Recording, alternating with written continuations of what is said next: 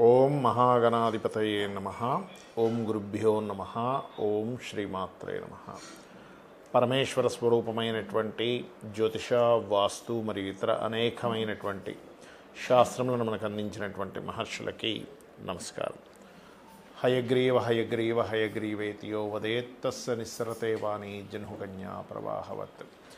అరుణాం కరుణాతరంగితాక్షీం ధృతపాశాంకుశపుష్పబాణచాపాం అనిమాదిభిరావృతాం మయూకైః అహమిత్యేవ విభావయే భవానీం. శ్రీమాత్రే నమః. ప్రేక్షకులకి ఆ లలితాంబిక అమ్మవారి యొక్క అనుగ్రహం పరిపూర్ణంగా కలగాలని మనస్ఫూర్తిగా కోరుకుంటూ మనం ఈరోజు చెప్పుకోబోయేటువంటి టాపిక్ ఏమిటి అంటే బుధగ్రహము. ఒక్కొక్క గ్రహం గురించి మనం విశేషంగా చెప్పుకుంటూ ఉన్నాం. అందులో ప్రతి జాతకుడికి కూడా బుధుడు యొక్క పాత్ర ఏమిటి, బుధుడు బాగుంటే కలిగే ఫలితాలు ఏమిటి, బుధుడు ఇబ్బంది ఉంటే కలిగే ఫలితాలు ఏమిటి, మీ లగ్నరీత్యా, లగ్నం తెలియని వారు రాశిరీత్యా బుధగ్రహం యోగించాలంటే ఏం చేయాలి, బుధగ్రహం యోగిస్తే ఎంత రాజయోగం పడుతుంది వ్యక్తికి, బుధగ్రహం కనుక పాడైతే ఎటువంటి ఇబ్బందులు పడతాడు, దాని నుంచి ఎలా బయటపడాలి అనేటువంటి విషయాలు, మరియు మీకు జాతక చక్రం లేనప్పుడు బుధగ్రహ ఫలితాలు వస్తున్నాయి అందుకే ఇబ్బంది పడుతున్నాం అనేటువంటి విషయాలు ఎలా తెలుసుకోవాలి అనేటువంటి అనేకమైనటువంటి అంశాలు చెప్తుంది నేనైనప్పటికీ కూడా చెప్పేస్తుంది సాక్షాత్ లలిత అమ్మవారిగా భావిస్తూ ఒక్కొక్క లగ్నం తెలియని వారి రాశి నుంచి మనం తెలుసుకుందాం. మకర లగ్నము, మకర రాశి. మకరం వారి కనుక చూసుకున్నట్లయితే మీకు బుధుడు ఉన్నటువంటి స్థితిగా బట్టి మీకేంటంటే మకర లగ్నానికి కానీ కుంభలగ్నానికి కానీ శుభుడే అవుతాడు. 6th and 9th lord. 6th and 9th lord వల్ల ఏమవుతుంటుందంటే మీరు మీ తండ్రికి కానీ లేకపోతే మీ మేనమామ బావ మరుదులతో కానీ కొంత ఎక్కడో కర్మ కనెక్ట్ అయి ఉందని అర్థం అనమాట. అంటే మీ తండ్రి చేయాల్సినటువంటి కొన్ని కర్మలు మీరు చేయాల్సి రావడం ఇట్లాంటివి ఉంటాయి సర్వసాధారణంగా. అయితే ఇక్కడ మీకు పూర్వజన్మ కర్మకారకుడు కొంతవరకే బుధుడు అవుతాడు, కానీ మీకు కుజుడు అవుతాడు న్యాచురల్గా పూర్వజన్మ కర్మకారకుడు. ఇప్పుడు ఈ బుధుడు లగ్నంలో నుంచి 12 స్థానాల్లో ఉంటే ఎట్లాంటి ఫలితాలు ఇస్తాడు అంటే సర్వసాధారణంగా ఏంటంటే ఇక్కడ లగ్నంలో ఉన్నప్పుడు 2 ఫలితాలు వస్తాయండి. 6th లార్డ్ 9th లార్డ్ అవడం వల్ల మంచి జ్ఞానాన్ని ఇస్తూ కొంచెం నర్వ్ రిలేటెడ్ ఇష్యూస్ కూడా జరుగుతూ ఉంటాయి సర్వసాధారణంగా. అండ్ అదేవిధంగా కొంచెం లాంగ్ టర్మ్గా ఉండేటువంటి లోన్స్ ఎక్కువగా వీళ్ళు తీసుకోవడం జరుగుతూ ఉంటుంది. అండ్ అదేవిధంగా మరొక విషయం ఏంటంటే ఇక్కడ లగ్నంలో బుధుడు ఉన్నప్పుడు ఏమవుతుందంటే సర్వసాధారణంగా సంతానం కలిగేటువంటి విషయాలలో మంచి పాండిత్యము, మంచి మెచ్యూరిటీ గల సంతానం కూడా కలుగుతారు ఇక్కడ.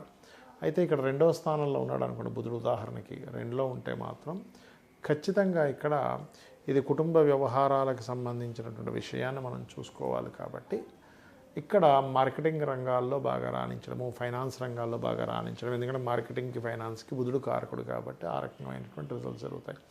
3లో నీచ స్థానం కాబట్టి ఇక్కడ నీచంలో కనుక బుధుడు ఉన్నాడు అంటే కనుక ఖచ్చితంగా అప్పుల బాధలు ఎక్కువ అవుతాయి వీళ్ళకి. అంటే రుణకారకుడు అక్కడికి వెళ్ళి కూర్చున్నాడు, అప్పుల బాధలు ఎక్కువ అవడం, లేదా మీ తండ్రి గారికి అప్పుల బాధలు ఎక్కువ అవడం అనేటువంటిది ఖచ్చితంగా జరుగుతుంది. 4లో ఉన్నాడు ఉదాహరణకి, 4లో ఉంటే మాత్రం ఇక్కడ జాబ్లో ఎక్కువగా సెటిల్ అవుతారు 4లో ఉన్నప్పుడు బుధుడు.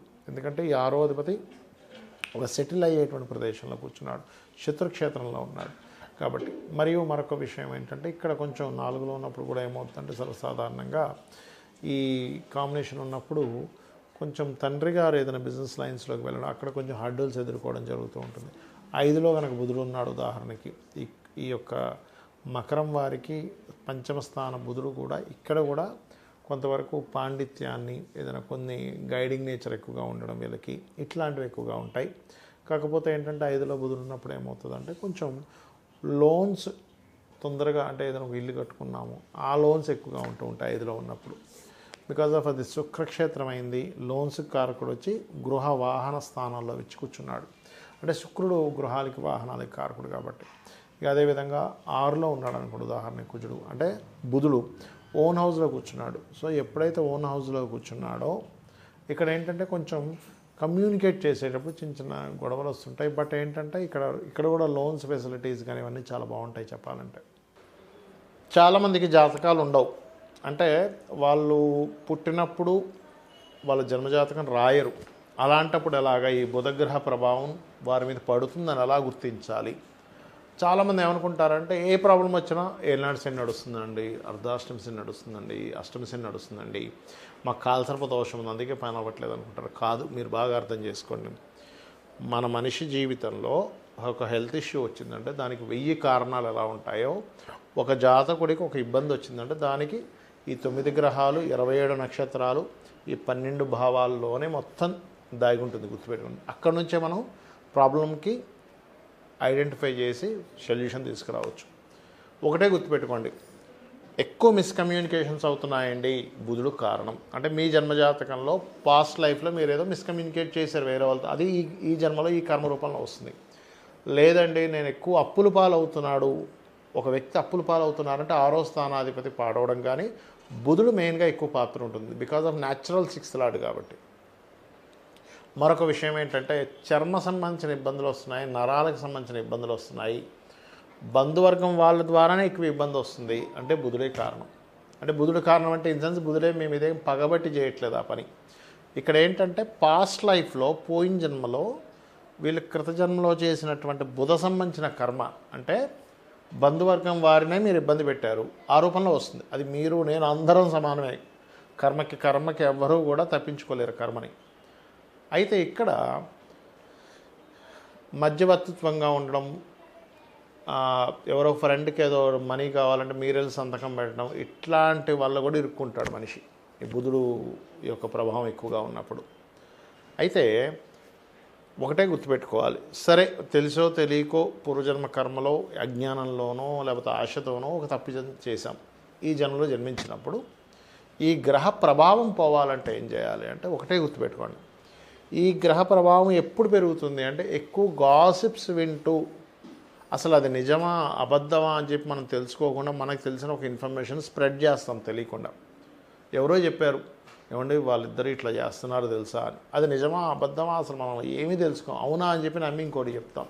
అది చాలా పెద్ద దోషం, దాన్ని మించినటువంటి దోషం మరొకటి లేదు, గుర్తుపెట్టుకోండి. కానీ ఇదే బుధుడు బాగున్నాడు అనుకోండి, వ్యాపారంలో టాప్ పొజిషన్లోకి తీసుకెళ్తాడు. నేను దాదాపుగా ఒక 5000 జాతకాలు టాప్, అంటే ఒక బిజినెస్లో ఇంకా ఒక రేంజ్లోకి వెళ్ళిన జాతకాలు చూసినప్పుడు వాళ్ళందరి జాతకాల్లో నేను చూసింది ఏంటంటే బుధుడు బాగున్నాడు. బుధగ్రహం బాగున్నప్పుడు ఏంటంటే స్పాంటేనియస్గా అప్పటికప్పుడు డబ్బులు, అంటే విపరీతంగా ఫైనాన్స్ రావడం. బుధుడు షేర్ మార్కెట్కి కూడా కారకుడు అండి. బుధగ్రహం బాగుంటే షేర్స్లో విపరీతంగా రాణిస్తారు, కోట్లు సంపాదిస్తారు. అదే బుధుడు మల్టిపుల్ ధనయోగాలకు కారకుడు. అంటే ఈ వ్యక్తి ఏమీ చేయడు, రకరకాల వాటిల్లో ఇన్వెస్ట్మెంట్ చేసుకుంటూ వెళ్ళిపోతాడు. ఫ్రెండ్ ఒక బిజినెస్ పెడితే ఆయనకి డబ్బులు ఇస్తాడు, ఇంకో ఇస్తాడు. బుధుడు బాగుంటే ఈ వ్యక్తి కేవలం మనీ ఇన్వెస్ట్మెంట్ చేసుకుంటూ వెళ్తుంటే అక్కడి నుంచి ఆటోమేటిక్గా డబ్బులు వస్తూ ఉంటాయి. ఇది బుధగ్రహం యొక్క బలం. ఇదే బుధుడు కనుక పాడైతే అనాలోచితమైనటువంటి పనులు అస్సలు ఆలోచించరు, ఏవేవో చేస్తూ ఉంటారు, ఏవో పోగొట్టుకుంటూ ఉంటారు, ఏమేమో అయిపోతూ ఉంటారు, మళ్ళీ నేను గొప్పగా ఆలోచించానని చెప్పుకుంటూ ఉంటారు. ఇది చాలా చాలా కేర్గా ఉండవలసిన విషయం. అందుకని మన వాళ్ళు ఏం చెప్తారు, చిన్నప్పటి నుంచి విష్ణు సహస్రనామాలు నేర్పించండి పిల్లలకి అంటారు. ఎందుకు? బుధుడు బాగుపడతాడు. బుధుడికి అధిష్టాన దేవత విష్ణువు. లేదంటే నాకు నోరు తిరగదు అని అనుకుంటే కనీసం ఓం నమో నారాయణాయ అనే నామం చేసుకోవచ్చు. లేదు గోవుకి వెళ్ళి చక్కగా గోంగూర తినిపించడం ద్వారా, పెసలు దానం ఇవ్వడం ద్వారా, 1 కేజీ పెసలు, గ్రీన్ కలర్ వస్త్రం దానం ఇవ్వడం ద్వారా, గృహంలో బుధగ్రహానికి స్థానం ఉత్తర దిశ అంటారు.